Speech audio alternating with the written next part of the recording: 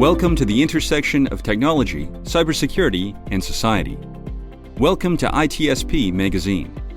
Thank you for joining us for this conversation. Blue Lava is the first business platform for CISOs to manage their security program. Blue Lava guides security leaders to effectively measure, optimize, and communicate their security program with confidence and ease in one platform. Learn more at bluelava.net.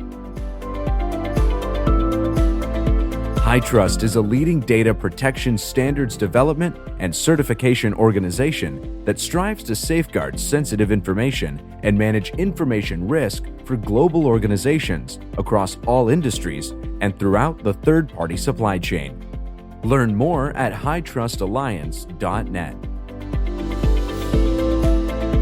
CrowdSec, the collaborative and open source cybersecurity solution. Analyze behaviors, respond to attacks, and share signals across the community for free. Let's make the internet safer together. Learn more at crowdsec.net. Black Cloak provides concierge cybersecurity protection to corporate executives and high net worth individuals to protect against hacking, reputational loss, financial loss, and the impact of a corporate data breach. Learn more at blackcloak.io. Modern application development needs modern application security. With our award-winning application security testing solutions, Checkmarx enables developers to securely accelerate their work. Learn more at checkmarx.com. AppViewX is trusted by the world's leading global organizations to reduce risk, ensure compliance, and increase visibility through machine identity management and application infrastructure security and orchestration. Learn more at appviewx.com.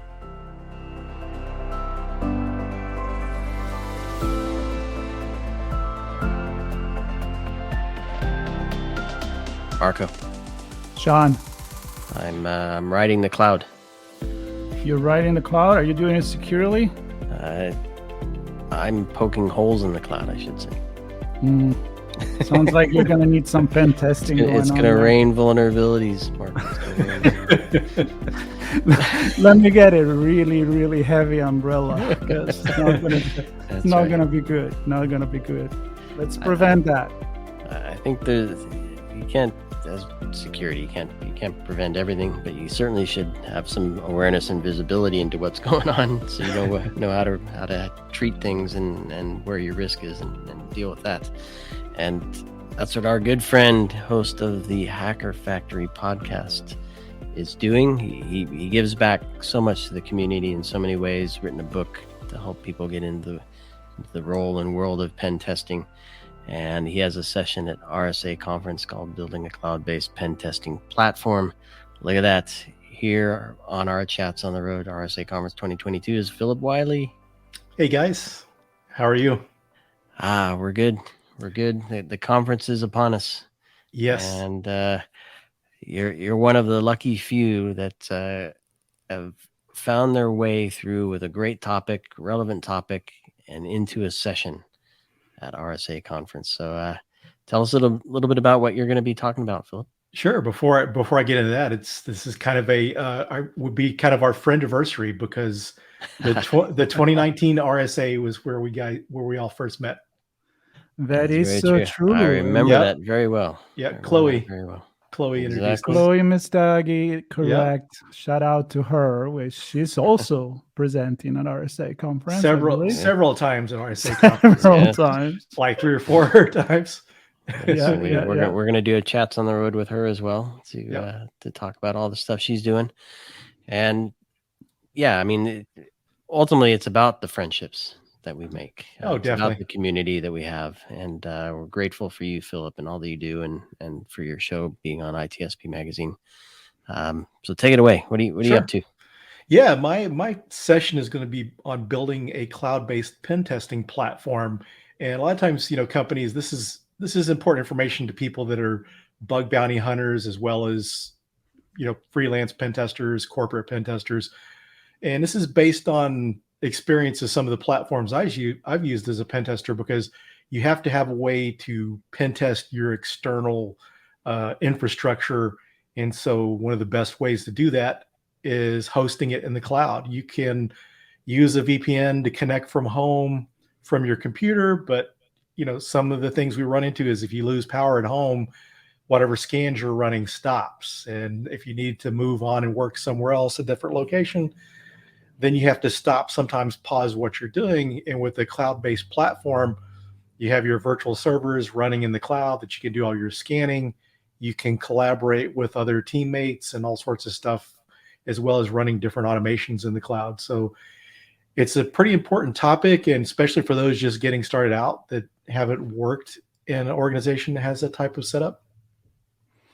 So I'm glad you just went there, because I was going to ask you. So who's for this presentation? I mean, who you are expecting to come to see you, and also what do you think they're going to get out of it, or what you hope they're going to get out of it?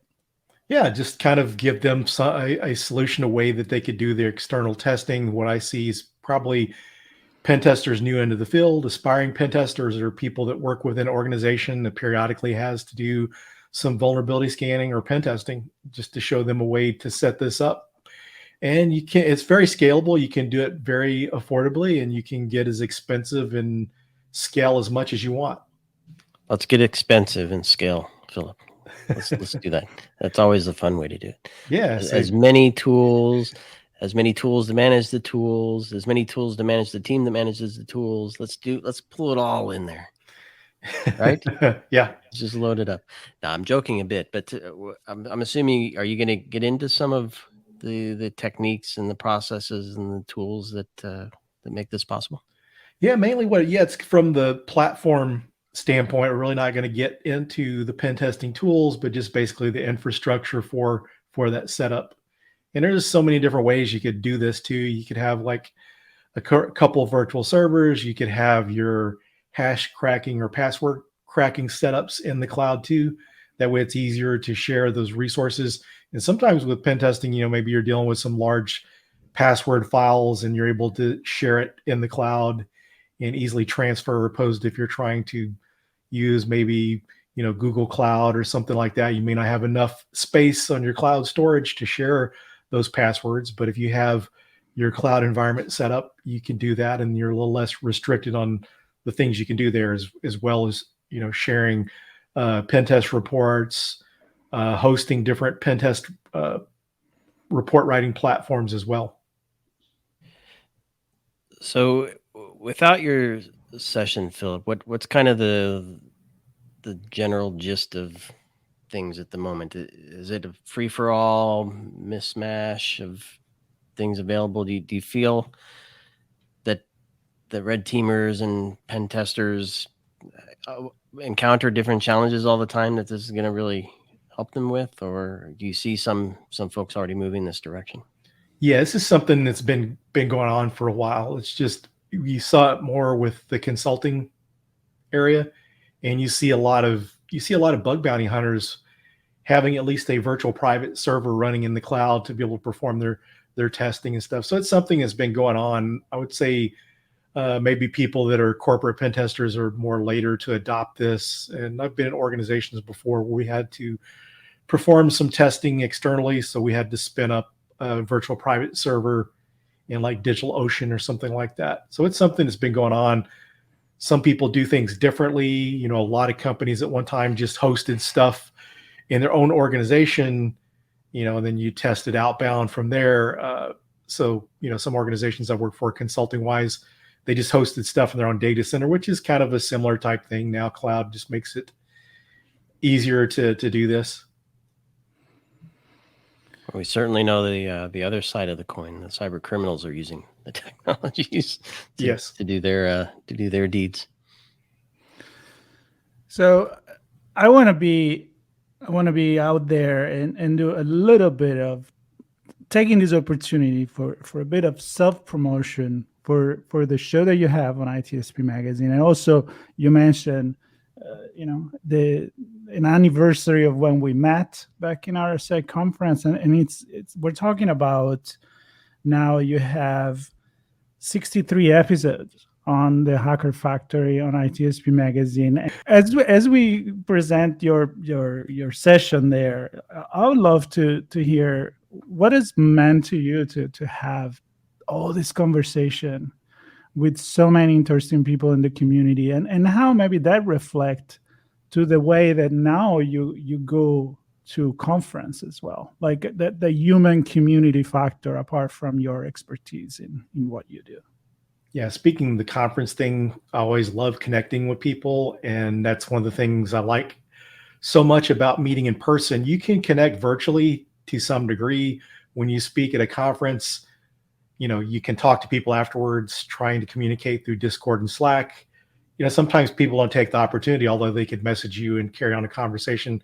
But in person is so much better. And that's one of the things that's been great about doing the podcast, is connecting with different people. Some people already knew, some people I didn't know that well, got to know their story a little bit better, and sharing those stories, because a lot of the things I do is to help others. And the podcast has really helped do that, to share different stories, to encourage people, let them know they could do it.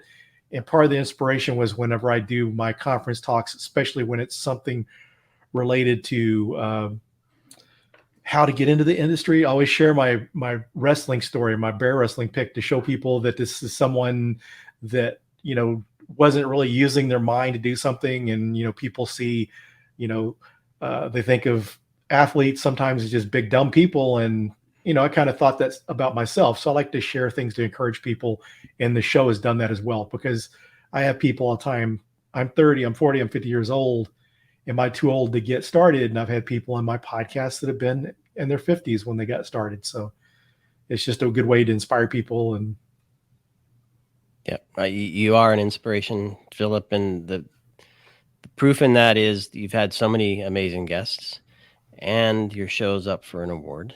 One of the new podcasts up for an award, which is really, really cool. And I mean, 63 episodes, running strong, lots to go. And I think, it all boils, you kind of brought it to the point, Phillip, that it's all about the human, right? And it's all about the connections that we make. And I would invite everybody to do two things. One, attend Phillip's session so you can learn about building a cloud-based pen testing platform. And two, take a moment to stick around and meet Phillip and chat with him and learn more about him and the work he does. He has an amazing book that gets accolades all over the place as well. And he's just an all-around amazing dude. And I'm thrilled to call you a friend, Phillip, and thankful your show's on ITSP Magazine. Grateful for the work you do for the community, including your session at RSA Conference. Remind everybody when that is. Yes, it's at 1 p.m. on Thursday, the 9th. It's in the Dark Arts Sandbox. And directly following that, I'm doing a book signing. They actually have my book there in the RSA bookstore, and I'll be doing a book signing following my session. Nice one. Nice. And I just want to remind everybody that the Dark Art is not about Harry Potter. It's about cybersecurity. And you know where my head goes when I talk about these things. Really, jokes apart, Phillip, was so honored to call you a friend. So honored to have you on ITSP Magazine as a host, and excited for all the people that are going to get to meet you and to hear you at this year's conference. So good luck with that. And I know we will connect actually. As you're there, we're going to stream live few things with you and all the other hosts that are going to be there. So exciting time, great week ahead. Yep. Everybody stay tuned to itspmagazine.com/RSAC. All of our coverage is there, including this episode and those with the other hosts and some amazing keynote speakers as well. So thanks everybody for listening. Thanks, Phillip. Thank you. AppViewX is trusted by the world's leading global organizations to reduce risk, ensure compliance, and increase visibility through machine identity management and application infrastructure security and orchestration. Learn more at appviewx.com. Modern application development needs modern application security. With our award-winning application security testing solutions, Checkmarks enables developers to securely accelerate their work. Learn more at checkmarks.com. Black Cloak provides concierge cybersecurity protection to corporate executives and high net worth individuals to protect against hacking, reputational loss, financial loss, and the impacts of a corporate data breach. Learn more at blackcloak.io. CrowdSec, the collaborative and open source cybersecurity solution. Analyze behaviors, respond to attacks, and share signals across the community for free. Let's make the internet safer together. Learn more at crowdsec.net. HITRUST is a leading data protection standards development and certification organization that strives to safeguard sensitive information and manage information risk for global organizations across all industries and throughout the third-party supply chain. Learn more at hightrustalliance.net. Blue Lava is the first business platform for CISOs to manage their security program. Blue Lava guides security leaders to effectively measure, optimize, and communicate their security program with confidence and ease in one platform. Learn more at bluelava.net.